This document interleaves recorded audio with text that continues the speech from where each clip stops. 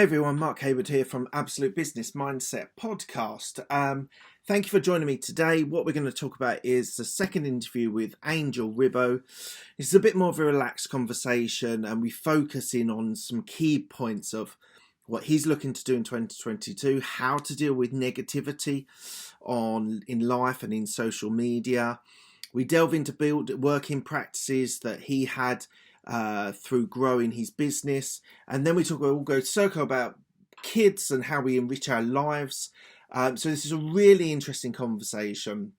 If you've enjoyed it and you would like to give back, please do click a thumbs up and a subscribe. It really helps with the algorithm. I'd really appreciate your support. So please do enjoy this varied and interesting conversation with Angel Ribo.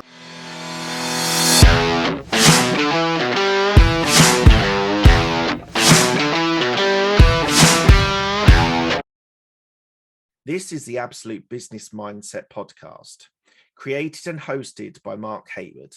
This podcast will interview entrepreneurs, business owners, and people in their careers. We will delve into their journey to success, key life milestones, and go deep into their area of expertise. Get ready to learn from others' successes and failures. Today we have Angel Ribo, his second interview with me. So, hello, Angel. How are you? Very well, thank you, and Happy New Year to you and to your audience, Mark. Thank you. You very much. Happy New Year to you as well. So what does 2022 mean for you? What's the sort of plan for this year? We're all goal setting. And I love that question. Mark. Excellent. Thank you. Go for it. What's the plan for 2022? No, you know why? Because actually, it's funny how in 2020 was the first time ever, in 2020, interestingly enough, the first time ever I had like some kind of mantra for the year. Right. My mantra for that year was, why not? Okay. Why not? It's kind of like be open to anything coming to you, and decide why not doing it, why not engaging with this, right? Yep. Last year was be the solution. Okay. Last year in 2021 was be the solution. So I tried to be the solution for as many issues I had around me. No, I mean, just kidding, but meaning that, whenever someone needed my help, I would be there to help them. And I think it's important. And focusing on value, it's important. But then this year is focus on the positive. Focus on the positive. Because I think that right now is exactly what, obviously, when you say, I'm here to make the world a better place, in reality, this is like trying to hide ourselves from ourselves. Right. Because in reality, what we have to improve is ourselves in order to make the rest of the world better, because the world is just a reflection of ourselves. Yeah. Right? So focusing on the positive means for me that I will continuously make an effort. Eventually will be a flawless, unconscious effort to focus on the positive, because I think that there's so many things reminding us of maybe the bad things or the mistakes, or and I mean, very, very, and as you know, very bluntly, when we started our conversation, we just checked on each other to make sure that we were healthy, right? Yep. Because this is what's going on in the world. That's the natural thing to do, right? And you are besides an extraordinary interviewer, you are also, I love your energy. It's a beautiful energy, and you're always positive as well. So yeah, you're a very positive person. So and you explained me, what happened for New Year's Eve, and it was kind of it was anybody else could have explained the same thing that you explained to me, like, we were on the street, we were having this very nice party, and suddenly someone said something that triggered the alarm among all of us that we're having a party, right? But you explained it in a very nice way, and someone could have like made a big fuss and maybe immediately left the party and immediately take so many measures, but it's life is what it is, and at the end, I think that life is much of it is what we do after how do you deal with negative people? Because one of the things that I've sort of had in people in my life that have been sort of negative influences, and it's sometimes when it's quite tricky when they're quite close to you, or relatives, or people that you've spent a lot of time with in the past. How do you sort of keep their negativity at bay? That's a great question as well, because it's like, when when you were asking me, how am I going to, what I'm going to do with 2022? And I love the question. I said, yeah, thank you for asking me that question. That's exactly the same way I react to negative energy people and negative people. I say, I always use like my kind of like my good sense of humor and my exaggeration. I don't know if I ever had maybe some British ancestors in my lineage, but maybe that's the reason. As you know, I lived in the UK a couple of times in my life, or maybe 3 times in my life. But and I love your sense of humor, guys. So I really like to use to overreact on a positive, humorous way to any reaction, because it's true. There's people that are continuously trying to grab your attention on a negative way, and they're maybe even they victimize themselves to make you feel worse or make you feel bad. But again, it's a game, right? It's always up to me to decide, will I surrender my power? Will I surrender my energy? Will I or will I not? And that's why even my mantra for 2022 is even more relevant, right? Focus on the positive. And if someone comes to me, and actually it's funny because my wife was just telling me about this co-worker that she's continuously she just joined the company, and she's continuously like in the negative side. Like all day long is in the negative side, everything is like, and she's refusing to be helped and everything. And I was telling my wife, I was asking my wife, who are you? I mean, are you a negative person or are you a positive person? Why are you successful doing what you do? Why do people love you where you are working right now? What do they value from you? And she realized that, she had not lots of things in common with that other person. Yeah. So I told her, just be yourself, just be yourself, and just try not to focus your energy on someone that has a completely different way of confronting life. And it's the same as the use of silence, right? Yeah. Why should we answer every single statement that's being made around me? Why should I not use silence more consistently? Yeah. What is it? It's like, you are in a conversation, let's say on a post or on a social media outlet. Why do you have to answer to all the comments? Why do you have to answer to even everybody texting you? Obviously you try to be nice with people, but is there a written or unwritten, social custom that you have to actually answer to everything and everybody? If you think that you should not surrender part of your power or of your energy or of your positivity, and you don't want to engage with someone and you just want to keep silence, just do it. And I think we're not taught to do that. Yeah. Even when you were a kid. Do you remember when you were a kid and you would go visit some relatives and your mom would tell you, hey, you have to answer. Auntie just asked you this, you have to answer. Yeah. And actually, I don't do that, because if my kids don't want to say anything because they don't feel comfortable, it's their right. It's their own right not to answer. It's not that they're not being polite. It's like, maybe they don't know what to say. We have to accept that maybe they are shy, or they don't know what to say, or they just don't want to say. Anyway, sorry to. No, I was just going to say, I think the power of silence is actually really good, especially when you're negotiating or you're having a difficult conversation with someone, and actually just making your point and then letting it set and then count to 3. Don't need much more than 3, because for people that are in conversation, sometimes stopping for 3 seconds can be really, really powerful. So I try to use that when talking in difficult conversations, because what you'll find is the other person will fill, and that filling often gives you, if you're negotiating or having this difficult conversation, they will fill and give you something that can be powerful for that conversation, and sort of maybe show not necessarily a weakness, but show a side that they probably didn't want to share. So just if you're listening on this podcast and just think about that power of silence, and just letting it hang and just let it go and see what happens. It can be an incredibly powerful tool. Yeah, in many different ways. And again, I think that social media, I speak about social media because, as you know, it's a source of it's a source of, it can be a source of not only negativity, but it's a source of discomfort. Many, as you know, we interact, and now that there's this fictitious thing called like distancing, right now sometimes we are obliged to interact with pretty close people that we cannot meet with, right? So what the only thing we can do is to interact with them many times in social media, right? And sometimes even publicly, and sometimes even we don't agree with everybody. So we have to learn that there's an online etiquette, but also how to protect ourselves when we are online.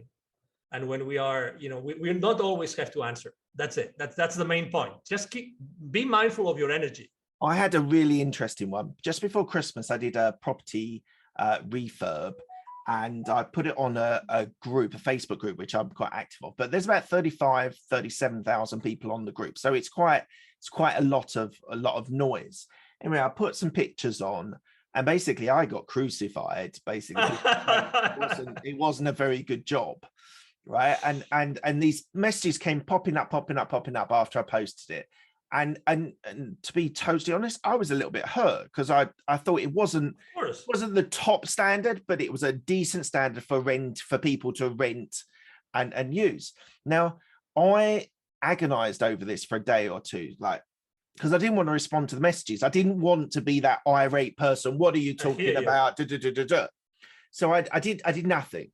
And I waited and waited. I thought about it over Christmas and New Year. Now, yesterday was a bank holiday in the UK, but I started working yesterday.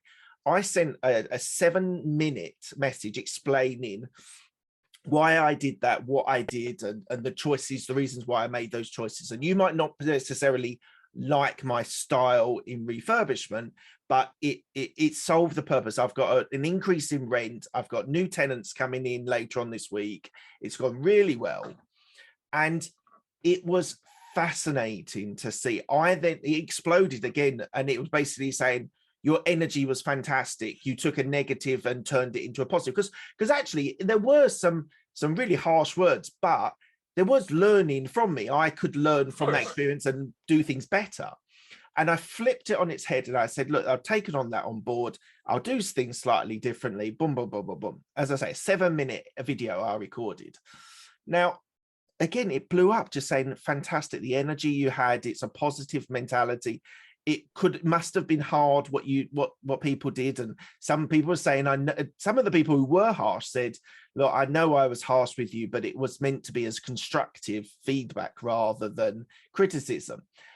But it just showed I didn't emotionally, we are emotional beings, but sometimes you can't respond emotionally. You have to take a step back, think about it, construct something that is meaningful that you can deliver. So for me, it was a really good exercise on, because in social media, you take the flack sometimes. If they don't agree with you, they will tell you on social media.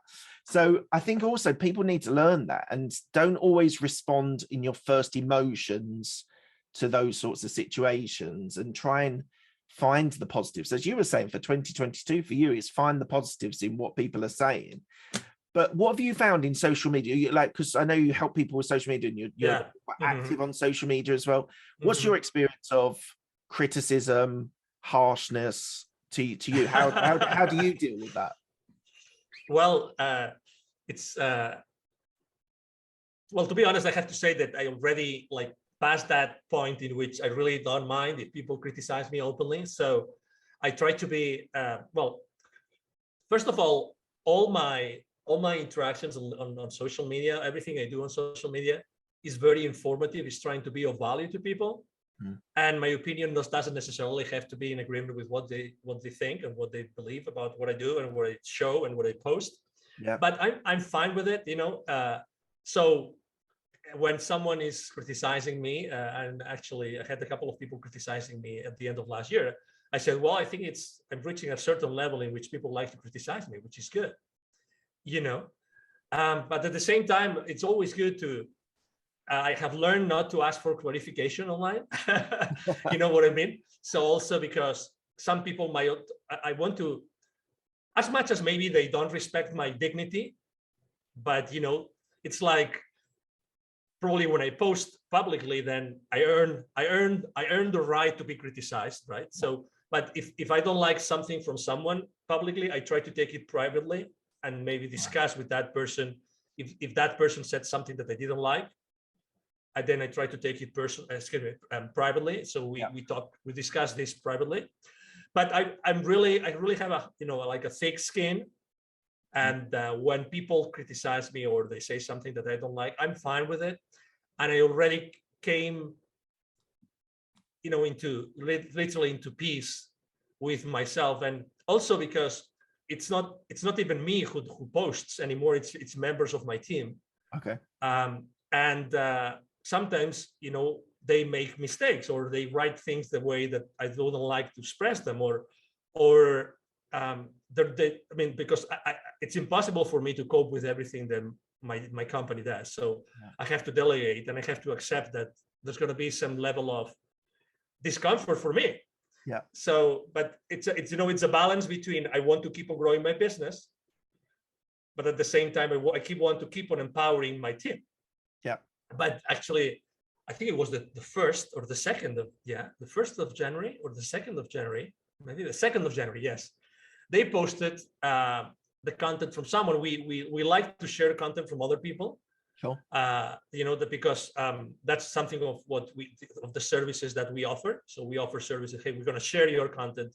So we're going to use our influence to show your content. Yeah. And one of our clients is a great writer. Actually, she lives in the UK. Interestingly enough, it's an amazing writer, like very, very, very, very successful, and she's such a good writer that she's written hundreds, if not thousands, of articles in her entire life. So we always, use her content, or from time to time use her content. And my team chose one of them. We have so many possibilities to choose upon. Yeah. That my team chose an article about addiction, sex addiction, and the picture was like a lady with her hands like tied and in her back. Right. So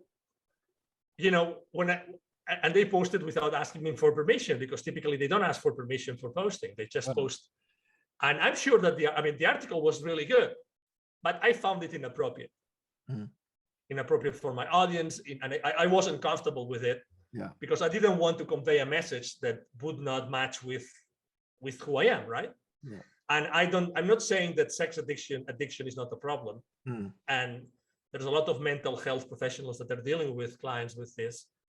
But I didn't like the way that it was conveyed, because there was a picture of a woman, with the hands tied at her back. So I just didn't like the whole thing. But I just asked my team, would you mind, thank you for posting, but would you mind?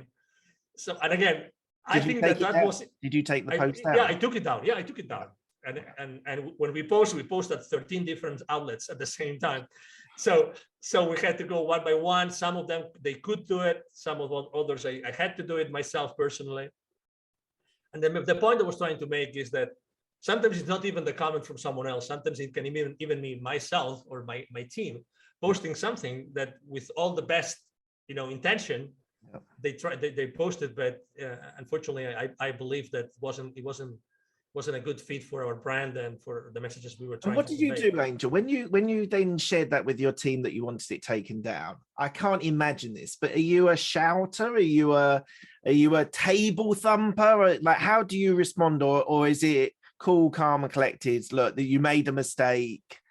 Can you just take it all down from all of the different media? Like, how do you when you're engaging, when someone has done something wrong or something inappropriate or what you wouldn't post, how do you actually respond as an employer?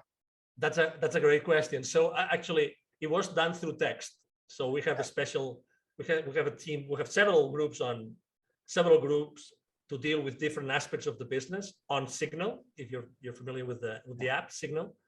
And then I basically said, hey, I just saw that you posted that. The graphic was great, the text was great, but I think it's inappropriate. So it was pretty collected, but I said, but something I have learned is that when something me being like the leader of the company, regardless of the tone, when you say something in writing, people don't always interpret the same way. You know what I mean? So even if I measure my words very much, that doesn't mean they're going to interpret them, understand it the same way. Yeah. So then after saying whatever I have to say, then I am very precise. So please make sure that you go to all the social media outlets. Please make sure that we delete it from all those social media outlets. If you need help, please let me know. This is an urgent thing. And actually, let me tell you, it took to them 9 hours to respond. Oh, because they were on holiday. Yeah, it was Sunday. So, and I'm very respectful, you know, I mean, they go to church, they have their families, they have to cook, they have to, and so that was okay, you know. So I did as much damage control as I could, and they did the other part. At the end, you know, I remember 9 hours later, one member of my team said, we've reviewed every single post. Those are the two only ones that we couldn't delete. Please click here on the link, and then you will be able to delete them yourselves. But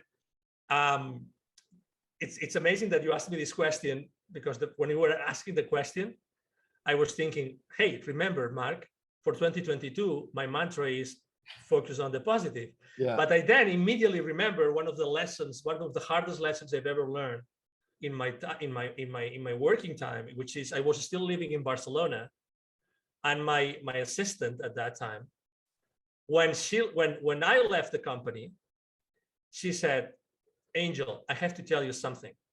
Nobody has told you that in the team, but I have to tell you something. I was the manager of a small group of five people maybe. And she goes, she liked me a lot, and I loved my assistant. Like, unfortunately, she then, a few years later, she died of cancer, unfortunately, but she was an amazing human being. And she told me, Angel, I have to tell you something. Sometimes the way you convey messages come across really aggressively. Okay. And that was in the 90s. I'm telling you, that was 1996, probably 97. And I was shocked when she told me, because nobody had made that reality check for me ever. And I will never forget when she told me, because when she told me, I dropped her at her place. It was the last person I dropped. It was like 7 a.m. after one night of partying with all the colleagues and everything. It was very cold, and she told me, Angel, before I leave you, and I know you're gonna go out, you know, outside the country and everything, I have to tell you, because I want to tell you, because I want you to know that sometimes you are very aggressive the way you convey messages to your team. Do you think that you were? Sorry, Andrew, sorry to cut across. Do you think you were? Absolutely. When she told me, yes, because she gave me details. Can you give me details, please? Yeah. And she told me and said, oh my God, I'm so sorry. You know, when you feel so embarrassed that, I mean, but she was the only one that dared to tell me.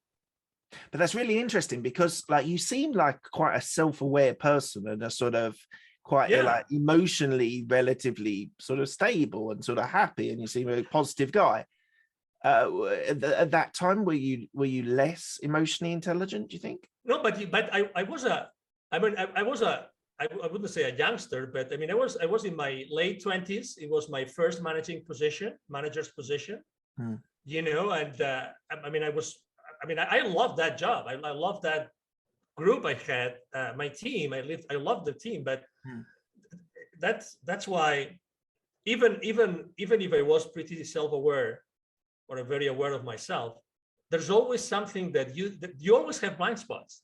Yeah. That's why I always advise people, if they can have someone that coaches them in their life, if you can have a coach, a personal coach, a life coach, any sort of coach, it's so important, because you will always have blind spots. Always. But do you know what? I had my first job. So I graduated from university at 21. My first job 21, 22 years old, and I still remember, so that's like sort of 5-6 years after your experience.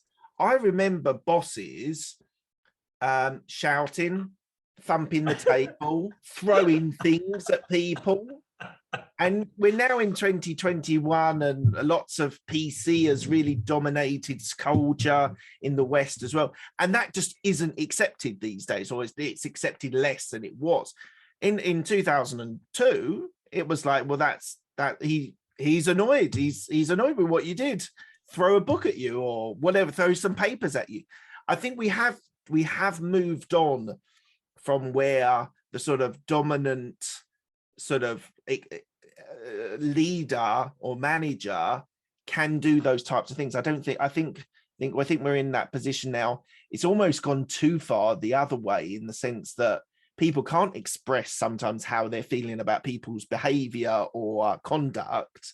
It's difficult to have those conversations with people and be honest with them. So yeah, I remember those early days where people, managers and bosses used to be. Well, thank you. Thank God I don't remember any manager. I don't remember having any manager like this. But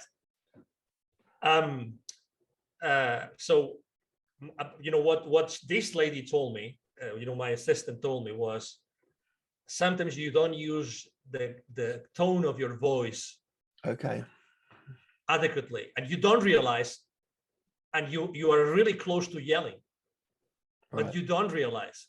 And so also what happens is that my mom is a teacher, so I was born inside a home with my mom as a teacher, and she was extremely scrupulous about the use of language. Right. So I really learned how to use language, very much. So the thing is, I realized that, let's say when I was mad or I didn't have time to convey something or whatever, I had to take like a shortcut. I wouldn't use so many nice words. So everybody was used to Angel being so polite, so commensurate, so using always the nice, kind words, that when I was not using them, then it was immediately like a big, massive gap. This is not our Angel. What happened to Angel, right? So no, she never told me I was disrespectful, but I was aggressive. Right. So I never crossed the boundaries of the being disrespectful, which obviously, immediately when she told me this, I remember I asked her for clarification, but also I said, I'm so sorry. I wish I had known before. Yeah. Because I would have been more mindful about this. But to your point, also something that happens after what you said is, I think that we have gone from one extreme to the other. Obviously, I don't approve of any boss like hitting tables, throwing objects, or yelling, or blah blah blah. Obviously, I don't like it, and I don't approve of it, and I wouldn't like to do that myself. But also at the same time, I think that today we have become too how to say this with avoiding people taking this negatively. I think that we are too sensitive about so many things. Dan Pena calls people, millennials mainly, and Gen Z, that they're snowflakes. That people have turned into people that can't take criticism, and I have this whole this whole theory about this, and my theory is that as children, and I can only talk about in the UK, I can't talk about anywhere else, but in the UK, there came a point when children were being educated that instead of when you had a sports race and you had the first and second and third prize, at some point the kid who came eighth got a medal as well, and they got reassured they were fantastic as well. And I actually don't really agree with that in a way, because life can be competitive and you do need to understand that there are winners and losers. And I think that's where this generation of what Dan Pena calls snowflakes has come, because the people who come last get the same medal as the people who come first. And therefore, everyone expects whatever performance they have in their job, career, business, they expect to be given a medal. And to be honest, it doesn't work like that in life. You don't get that. You don't get an 8th place medal in business and in a corporate career, which kids are now expecting.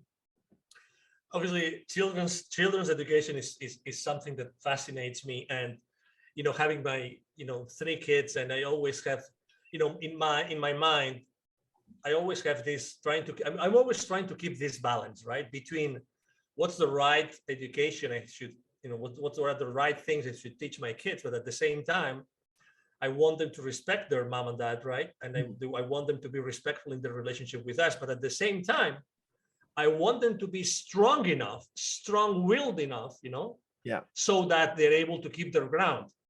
Yeah. Right. Yeah. So one thing is help them or teach them, to be competitive, because that's what they're going to find. But also, I want them to be strong. Absolutely. And sometimes I have to concede. Sometimes I have to concede. Have you ever thought, like, my kid just told me this? Had I said that to my father, oh my God. Oh yeah, I totally. Has that ever happened to me? Has that ever happened to you? Yeah, that just happened to me this past week. We were obviously with the vacation. Yeah. With the holidays, we were at home all the time, so we were interacting a lot. And I remember telling one of my kids, if I had ever said that to my father, I still remember what's the name of that? The slippers. What the sandal or whatever, the shoe that they would use to the boot, and again, I'm not saying that my father would abuse of me physically, but as you know, it was easy, mom and dad would give you would hit you, just it was just something that moms and dads used to do. Yeah, we called it a clip around the ear. They basically they just say, don't do that, stop that. And exactly. You can't I don't actually think you should hit your children. I actually start from the starting point. You shouldn't hit your children, but I agree in that some of the things, so I've got a 5 and 7 year old, sometimes my 7-year-old says things and you're just like, my mum or my dad, if they heard you would be in big trouble. And it's difficult to show children that raise of sort of alarm level of you've overstepped the mark, you need to stop. I'll give you a quick example. We were playing a board game and my eldest cheated. Now, it was only that I was paying attention to it and I was actually like, hold on a second, was that what you actually did? And she said yes. I said, no, I think you're wrong. Did you actually do what you said? And she said no. Now I actually raised the decibels because I was like, look, you don't cheat. In life you can't cheat, and deceiving people in that way is just not acceptable behavior. But it's interesting, like, she thought she could get away with it. And to be honest, as a child, you think you can get away with some things. And sometimes you do, sometimes you don't. But it was important for me personally to sort of show her that that's not acceptable behavior. So I think it's important. And I do think sometimes parents, and totally generalizing it, some parents don't ever raise the decibel level, not shouting. I didn't shout at her, but just raise the alarm level that actually you've overstepped the mark there. And I think it's really important as a parent that you show there are lines that you don't cross. Yeah, I agree. No, I agree. But it's always this balance, right? It's this balance because you want them to be part of a society, you want them to thrive, you want them to survive, right? Really? So there's many different things. And also, and that's a question I sometimes, I get asked from time to time is, and I think that my perspective of parenthood has changed in the last 2 years, definitely. Because I think that my kids have to have other skills that maybe were not as necessary before. Right. Given the whole mess and chaos that the world is working on right now, I think that for instance, discernment is a big word for me right now. Critical thinking is a big, so I'm much more permissive. I have to say, I'm much more permissive with my kids right now than 20 months ago. Definitely. Oh, interesting. Oh yeah, definitely. Or 22. It's already 20. Yeah, it's already 22 months ago that all this mess started worldwide. So because I really feel that I have to allow them to make more mistakes and more mistakes and more mistakes. And even if they go down a rabbit hole that they think they're going to fail, allow them to do it. And also, as you know, the external, their external world, our external world is more restrictive, right? It's more like there are more rules, there are more customs right now, correct? There's more things that you have to take into consideration. So I really value, even if it's against my way of thinking, or even if they are thinking something which is socially not accepted or awkward, I allow them to go down that path and experience. At the end of the day, I'm there for them, right? I mean, if they get in trouble in the school because they said something that wasn't appropriate, I really, honestly, I have never been involved with. I've always been involved with the school system, with the schools that my kids go to. Always. Right now, I'm all the way. I mean, I am part of there's an ambassadors and leadership program in the school district. I'm part of it. I'm doing so much for the school system, for the kids, because I really want to be involved. I really want to make sure that the important things are being given, and the important lessons are being given to the kids. How do you run successful businesses and do so much in your community and your philanthropic work with Wisdom for Kids? How do you manage to do so many different things? I would say probably because my energy, this what's the name of that famous bunny that has a battery that never stops? Oh, a Duracell bunny. Yeah. Like I always forget the name of the battery brand, but you know what I mean. I'm really that kind of passionate, high energy guy. So I always I mean, one of my main weaknesses is literally I'm not the best guy at operations, right? But the thing is, thank God I have a team that helps me organize my work. Right. Thank God. But it's my passion. If I didn't have this energy, I mean, I wouldn't be able to do everything that I have to do. And how do you keep your energy levels so high? Is it sleep? Is it diet? Is it exercise? Or is it all? Great question. I exercise on and off. I actually, since my kids started their vacation, I stopped exercising completely because I wanted to be with them. And my wife works as well. I can work from home. So I made sure I stayed with them. So I work on and off. I exercise on and off. But a few changes I started to do last 22, 21 months, which is eating much better, but eating like in the sense of more nourishing food. Right. More nourishing food. And I realized that I was making so many mistakes. I realized that most of the food I was eating was literally dead food, literally dead food. And I started to challenge myself and my thoughts and my habits of what to eat. And let me give you an example. Since very early on in my life, I was told that dairy was bad. Just to give you an example. Okay. I started to drink raw milk for the first time in my life when all this craziness started. Right.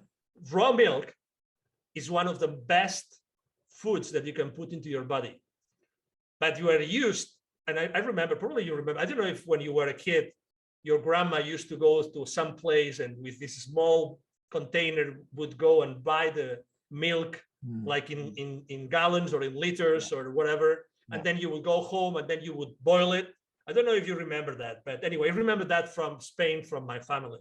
Right. So suddenly I realized, speaking with some experts, that you don't have to boil the milk because you actually kill most of the microbiome, the probiotics that are in the milk. Yeah. And there's so many more things. I had reduced the consumption of meat dramatically in my life because I thought that meat was really that bad. But what is really bad is not the milk, or it's not the meat. It's where does that milk come from? Were those cows like pasture raised and finished? Yeah. Was that where does that meat come from? All these different things. So I had not realized, I had never thought that most of the food that we eat is not, was really dead. And just from the food alone, if you move out of the pasteurized food and super hygienic, hygienically accepted food into more natural food, and you start going to the to the farms and start. I mean, if you can go to local farms, then you can go to local farmers markets and these kind of things. Yeah. Immediately, the amount of energy that you get is changes. And also sleep. Sleep is extremely important too. And let me tell you, sometimes I have 13, 14 hours sleep days or nights. Literally, I do. I just tell my family, hey, this is what I'm going to do. I feel so tired. In winter is easier because, you know, at 6, it's already night. It's dark night. So I go to sleep. I just make sure I put some, you know, buds here on my ears, and then I use a mask or something so there's no light. And then I can do that. And then I sleep up until I don't want to sleep any longer. And also, I think I mentioned that last time you and I spoke. Every single day in the morning for 30 minutes, I meditate with a group of people. We've been for 4 years meditating daily for 30 minutes. Right. It's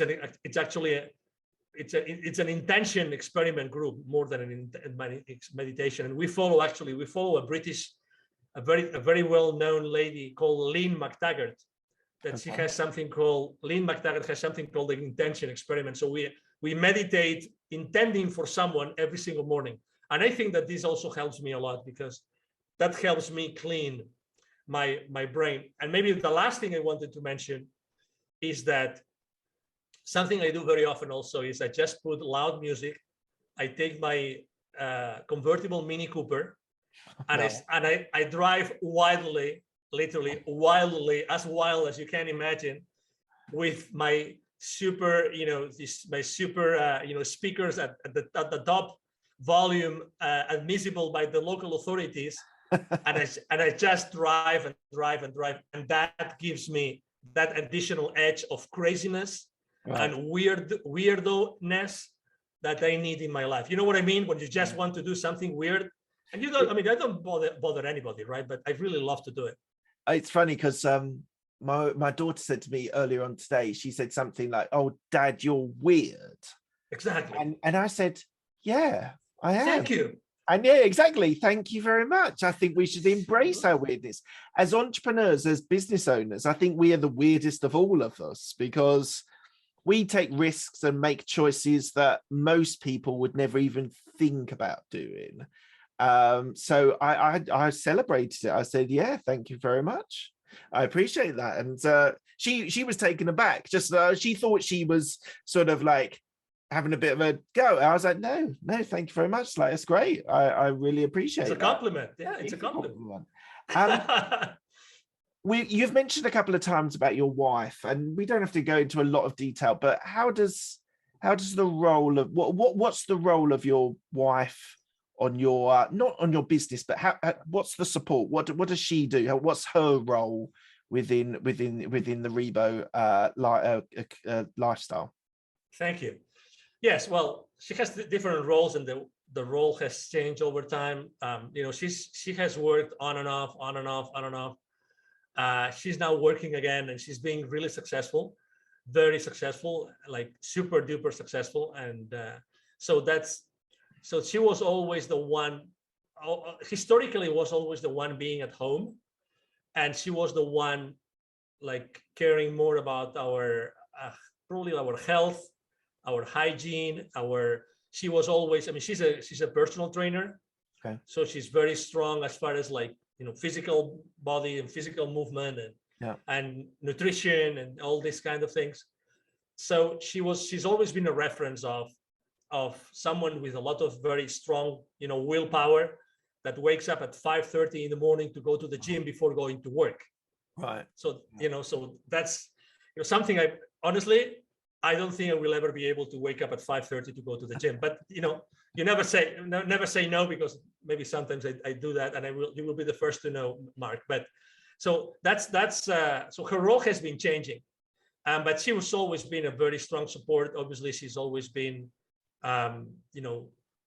taking care of all the activities of the kids. Right now, since she's right now working, now we have like rebalance the different activities. I love cooking, for instance, and I like to also bake bread, and I like to prepare my own yogurt, and I like to prepare several broths for home. So we've been rebalancing like but because my wife doesn't like at all to cook, and I love to cook. But she still cooks very well, even though she doesn't like it. But I love to cook, and I don't do it bad. So people, the family likes it. But I would say that she's always been besides this, how strong her will is. I always say that she's much more lighthearted than me. I'm kind of like more strong, like maybe sometimes heavy, even though it doesn't look like this. But she's more like, she's the one that she can have an argument with you right now, and in 30 minutes she's forgotten. Okay. I have to say, I have a strong time. It's difficult for me to do that. Okay. I have to spend a few hours, maybe even go for a walk, and then go back and pretend that nothing happened before. But no, she's an expert on really. She can have an argument with me right now, and when I finish this conversation with you, I go out and she's the most, sweet, adorable, lovely lady in the world. Oh, which is awesome. I love it. No, I love it. So we've talked about, got a few minutes left. We've talked about start of 2022. So where do you now see your business, your family, wherever you live? Where do you see yourself in sort of 2 to 5 years? So, well, I think my game of influence has kept on growing and growing and growing.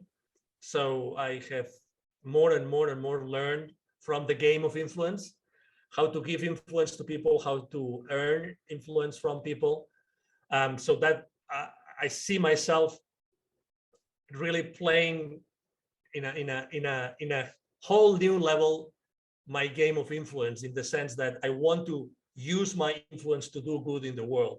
Right. More and more and more and more. So not only use it for my business, not only use my influence to help others have more influence because of me, but also to use it for larger missions. And you mentioned my Wisdom for Kids Foundation before. Unfortunately, we had to stop in 2020. We had to stop everything that we were doing because we couldn't go to those communities. Yeah. Right. And I have to say, still today, and we are already in 2022, there's many communities which are isolated or which are in lockdown, or, it's like we have not been allowed to many of those communities still. So our volunteers, the local volunteers in those communities, have not been able to help those kids to make progress with their business plans, with entrepreneurial activities. Yeah. And also, we wanted to keep on growing. So I think that 2022 is going to be a year, and moving forward, that also we're going to reset the goals for our foundation and to make sure, how everything that has happened so far, how do we adapt?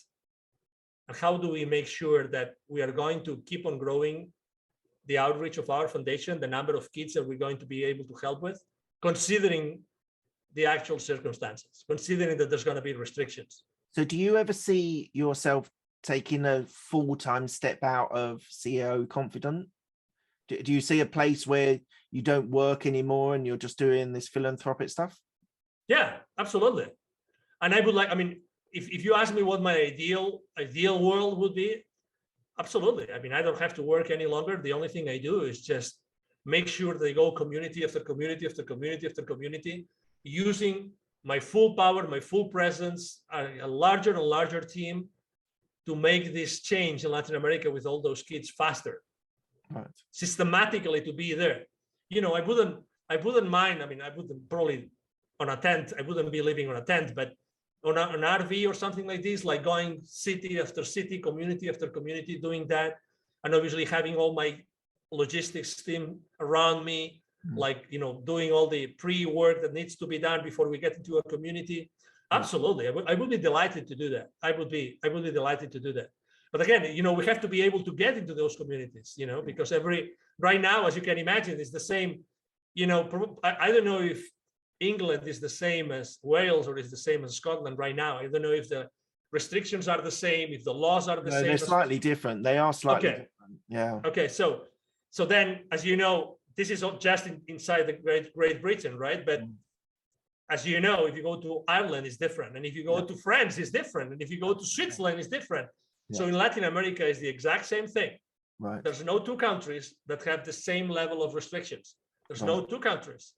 So there's countries where you can do a few things and others that you cannot do anything. And also, there's communities that are really isolated, that are even more isolated than before. And there's communities that, you know, are a little bit more open. So again, it's not as before that you could go anywhere and you can knock on anybody's door, and most of the people would say, wow, please come. We would love that, you know, that you did that to our kids, and you could help our kids with all those entrepreneurial, you know, journey activities that you guys do in the Wisdom for Kids Foundation. So you can see yourself taking a complete step out of your business and doing that stuff full time? Yeah, I don't see that happening in 2022. No, okay. But your kids but I would love to do it. Quite young still, so they are. Oh yeah, I mean, no. I mean, I definitely. I mean, I when someone asks me, when do you see the age in which you will be retiring? You know, when someone asks me this question, which doesn't happen often because nobody sees me near retirement at all, but they always tell, you know, I'm going to be like one of those old, you know, like strange communities in some places in Italy. These people that only eat olives and they drink wine every day, and they are 120 years old, and they still have their, you know, make their jokes, and they still go for a walk every day in their village. You know, these small villages in Italy that nobody knows how it works, but I see myself being 125 years old, literally, honestly, and teaching things to kids and teaching things to people and going around and traveling around. Absolutely. So when do you retire? You said you're not asked very often. When do you see that time of taking the step back and being able to do some of those things? That's a great question. I don't know. Maybe in 5 years. Wow. Okay. Mm-hmm. It's really interesting because it's a guy that I met on a networking, and he started his own business. And he started his own business because he wanted to take the foot off the accelerator, and it's almost a complete confusion for me, because I started my businesses to achieve more and to be able to have more financial security. Well, not financial security, but potential of financial earning to increase. And his ambition was to have this great business that he had a couple of clients, and his ambition was to take the step off the accelerator. So as an entrepreneur, you can be any type of entrepreneur. You can be a full-on hustle, you can be a lifestyle entrepreneur, you can be a business owner where you don't run the business, someone else systemized it, or they can run it. There are so many different varieties of the entrepreneur that I think whatever type, if you are that character that wants to be an entrepreneur, then there's so many different varieties that you can actually be. Yeah, and I think that they will become more of a gradual, right, you know, like retiree. Yeah. So I don't see myself stopping. What I see is that, and something I've been thinking a lot about, is probably like not to be so distant from the territory where I want to eventually make a big impact, which is Latin America. Yeah. What I have thought a lot is, how can I adapt my business so I can start spending months every year on every single country.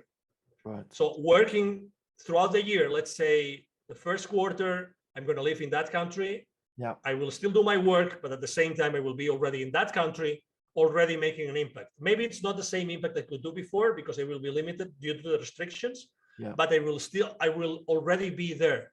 Because there's something very important for us in the Wisdom for Kids Foundation, which is staying in contact with the community, because you really get the feeling of what's going on.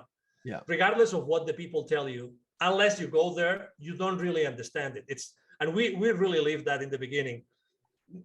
It doesn't matter how many documentaries you watch about indigenous communities in Latin America, until you go there and you actually start talking to the locals and to the community leaders and to the children, and you start teaching them something, you don't really know, what's going on there and how you can best serve them. So that's why I think I'm going to have a gradual, like instead of having a permanent presence here in the US, probably like I will start going remotely to those areas more often, so that it will be a gradual retirement. Make sense? It does. Look, Angel, we've come to the end of our hour, so I just want to say thank you so much for joining me on this like informal chat. It's been really nice hearing a lot more about you and about what you do and why you do that as well. So happy New Year to you. Thank you so much for joining me, and I'll speak to you soon. Absolutely. Thank you very much to you. Obviously, it's been a great conversation. I always I love chatting with you. So thank you. And obviously, thank you for everybody that has been listening to us today. Pleasure. Thanks a lot.